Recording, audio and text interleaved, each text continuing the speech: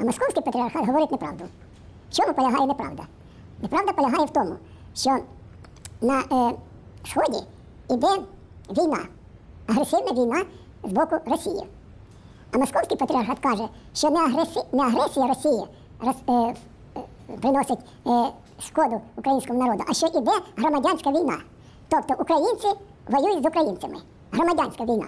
Дійсно, сепаратисти – це українські громадяни. І вони воюють проти українців.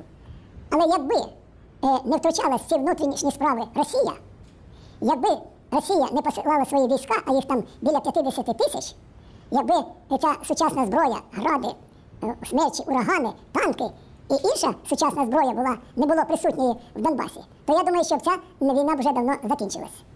Але керівництво Московського патріархату цього ніби не бачить. І тому ви ніколи не чули від них звинувачення, осудження Москви за агресію. Вони кажуть, що йде громадянська війна. Вони моляться за мир. Так, добре, що моляться за мир. Ми теж за мир, ми проти війни. Але за який мир вони моляться? І за який мир молимось ми?